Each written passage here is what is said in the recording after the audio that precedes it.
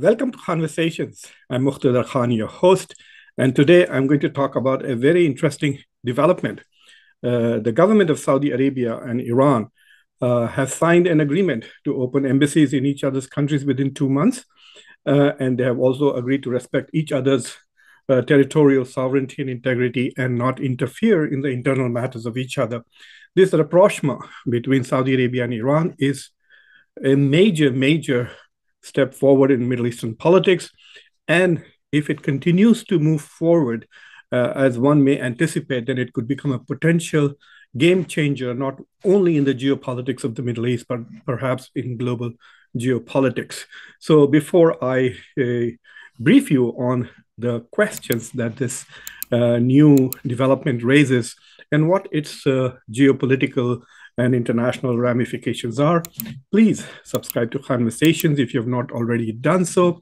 Please ring the bell icon, make sure you like the video, and do also share it with your colleagues and your social network.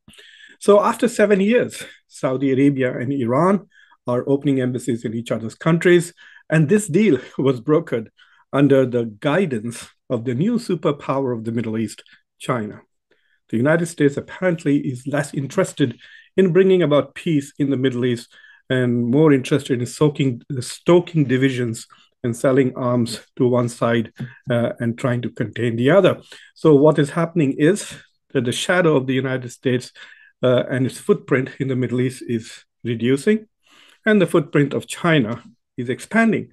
But the difference seems to be that when the US was dominant in the Middle East, it was stoking a confrontation, a conflict between two of the most important countries in the region, Saudi Arabia and Iran. And China, on the other hand, seems to be interested in bringing about peace in the Middle East.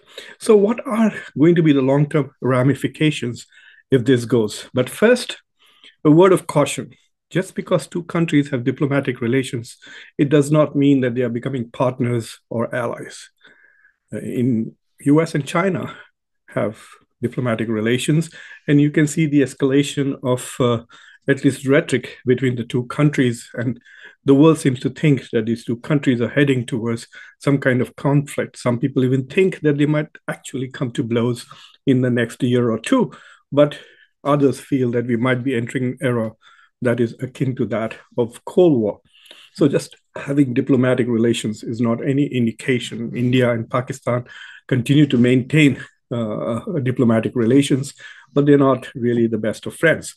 So keeping that in mind, just the fact that Iran and Saudi Arabia are going to open embassies in each other's countries does not mean that the hostilities and tensions, and most importantly, the insecurities and the suspicions with which they see each other are going to disappear. But nevertheless, if these two countries do become peaceful towards each other, a lot of things are going to happen. Number one, it will deconstruct the geopolitics of the Middle East. In the beginning, the Middle East was essentially the Arabs versus Israel. That was the key element that drove the geopolitics and international relations of the Middle East. But over a period of time, especially under the guidance of the United States, the whole geopolitics of the region was reoriented to make it Arabs versus Iran, with the demonization of Iran, isolation of Iran, and creating this division between the so-called Muslim countries, and thereby allowing Israel to become an important player in the Middle East. So rather than being seen as an adversary of all the countries in the region, Israel now became an ally of countries like United Arab Emirates and Bahrain and Oman, and to some extent even Saudi Arabia in their alignment against Israel. So with the advent of the Abrahamic Accords, the geopolitics of the Middle East was shifted from Arabs versus Israel to Israel and Arabs versus Iran. But if this rapprochement works, if Iran and Saudi Arabia are able to patch their differences, and if Saudi Arabia's insecurities towards Iran diminish, then perhaps there will be a new alignment in the Middle East. And that would be very interesting to see how that emerges. If Iran is not a threat to Arabs, if Iran is not a threat to Saudi Arabia, then will the Arab countries be willing to ignore all the atrocities that Israel commits against the Palestinians? and align with Israel against Iran. But if they do not have the threat of Iran looming out there, then will they demand that Israel treat the Palestinians at least partly as human? So this is an interesting development from that perspective. The second thing that is very important is that it clearly shows that China's role in the Middle East has increased significantly. China is now the peacemaker. China gets a lot of its energy from the Middle East. It's dependent on the Middle East, even though now it's buying a lot of its oil and gas from Russia. But nevertheless, it has huge trading partners. China's trade with Saudi Arabia is much, much more than the US. And of course, China's trade, whatever it is with Iran, is definitely more than Iran and US. And as US attempts to continuously isolate Iran internationally, we see that now China, Russia, and including Saudi Arabia are ending that isolation of Iran. So one could argue that even if China has not fully replaced US hegemony in the Middle East, it clearly appears that China is on the way to becoming the most important power, economic and otherwise, in the Middle East. So this is a game changer from a geopolitical perspective. The United States trying to isolate China through the Indo-Pacific and trying to punish everybody in the world who does not help Ukraine.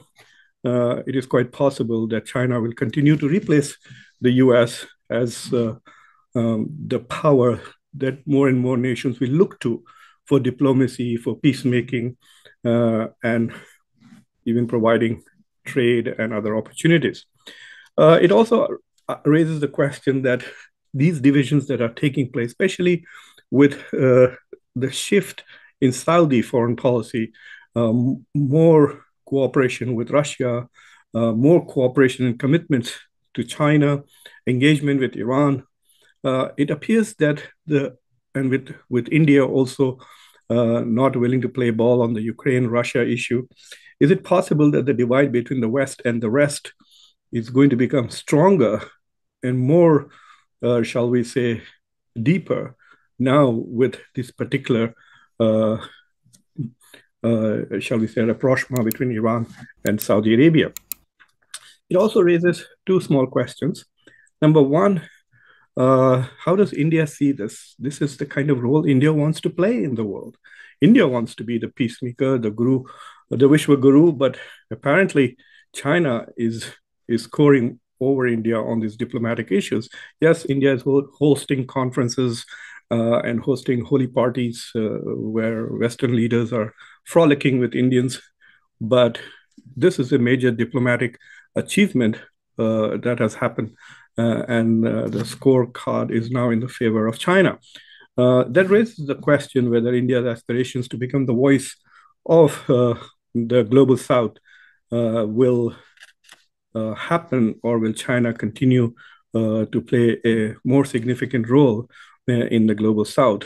Given the size of both the economies of Iran and Saudi Arabia is part of G20. Iran's economy is a mystery. If you look at the IMF data, it says that Iran's GDP is about $300 to $400 billion. You look at the World Bank data, it says it's $2 trillion. If World Bank is right, then Iran is the 11th biggest economy in the world and definitely part of G20. But it's not attending G20 events. It's not invited to those events. But if Iran is a major economy, and if it's not, then it's part of the global South. So for India, this question should be very serious. So where was India in all these discussions?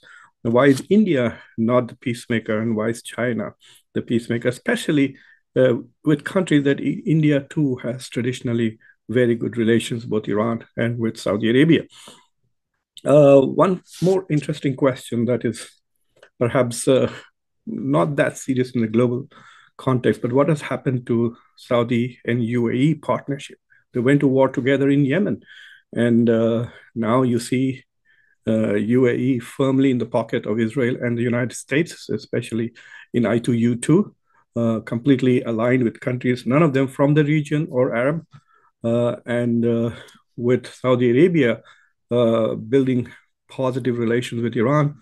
Will UAE follow and also follow the path of Saudi Arabia, or will it choose Israel and the US, and the distance between Saudi and UAE will increase? That's a regional question, which is also going to be very interesting. Will UAE become the new Qatar of the Gulf? And finally, this question: is MBS now become a visionary when it comes to foreign policy? Is he providing a new grand strategy for Saudi Arabia, taking Saudi Arabia out of the fold of the West? His de-Americanization, this de-Americanization of Saudi Arabia, what does it mean for the future? Culturally, he's becoming more liberal, more westernized. He promised to make the Middle East like Europe in the next 5 years, but all his new alignments and new partnerships are in the East, China, and with Russia. And you saw a few weeks ago how Xi Jinping was received in Saudi Arabia. If you have not, you can watch our Khanversations about the critical partnership between Saudi Arabia and China. So these are some interesting developments. Like I said in the beginning, it's a positive step, but it does not mean that the world has suddenly become a rose garden. It just says that there is hope that if Iran and Saudi Arabia can build on this partnership, and if they can bring peace to Syria, to Lebanon, to Yemen as a result of this new dialogue, then perhaps there is a new dawn in the Middle East.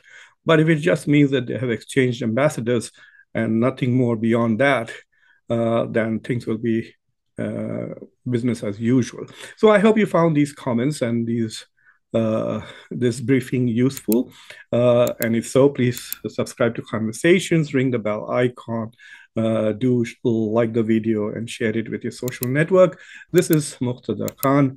And until next time, be safe, be peaceful, be optimistic. Thank you very much.